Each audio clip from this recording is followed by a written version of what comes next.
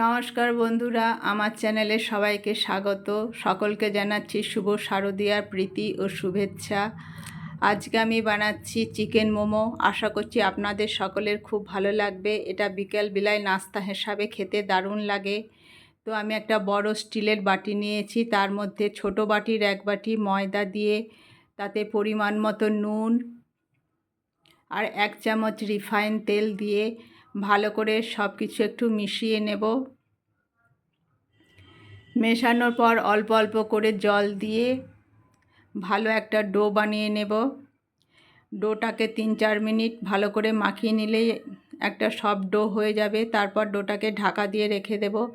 তারপর একটা স্টিলের বাটিতে চিকেন কিমা নিয়েছি, ওর মধ্যে 1 চামচ রিফাইন তেল, 1 চামচ সয়া সস, পেঁয়াজ কুচি,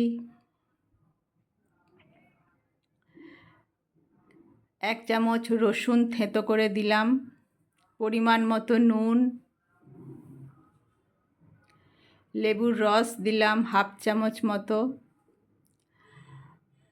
ধনেপাতা কুচি, সব কিছু দিয়ে চিকেন কিমার সাথে ভালো করে মাখিয়ে নিলাম। তারপর এটাকেও ঢাকা দিয়ে রেখে দিলাম। এবার মোমোর সাথে যে চাটনিটা খাবো সেটা বানিয়ে নিচ্ছি। 2টো টমেটো নিয়ে একটু হালকা স্টিম করে নিলেই তারপরে চোকলাগুলো ছাড়িয়ে নিতে হবে। তারপর একটা মিক্সিং জারের মধ্যে 4-5 কোয়া রসুন, 2টো কাঁচা শুকনো লঙ্কা আর 1 চামচ কাশ্মীরি লঙ্কা, পরিমাণ মতো নুন দিয়ে পেস্ট বানিয়ে নিলাম। তারপর একটা বাটিতে ঢেলে নিলাম। তৈরি হয়ে গেল আমার চাটনি। এবার যে ময়দার ডোটা বানিয়ে রেখেছিলাম সেটা থেকে ছোট ছোট করে লেচি বানিয়ে নেব। যেরকম লুচি বানাই তার থেকেও একটু ছোট ছোট লেচি বানিয়ে নেব।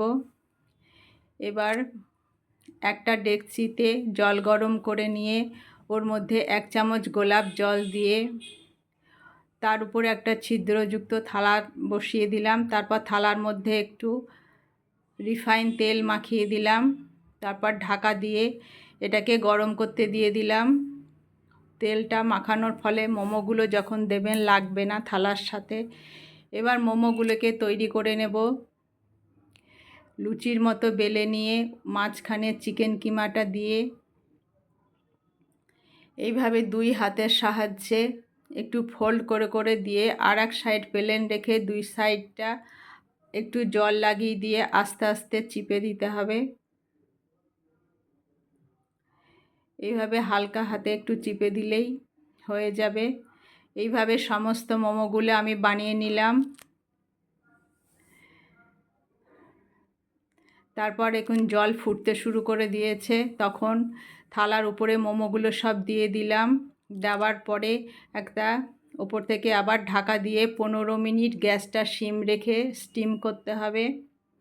আর যে গোলাপ জলটা দিলাম জলের মধ্যে, দেওয়ার ফলে মোমোগুলোর মধ্যে একটা সুন্দর সেন্ট বেরোবে। এবার 15 মিনিট পর দেখাচ্ছি।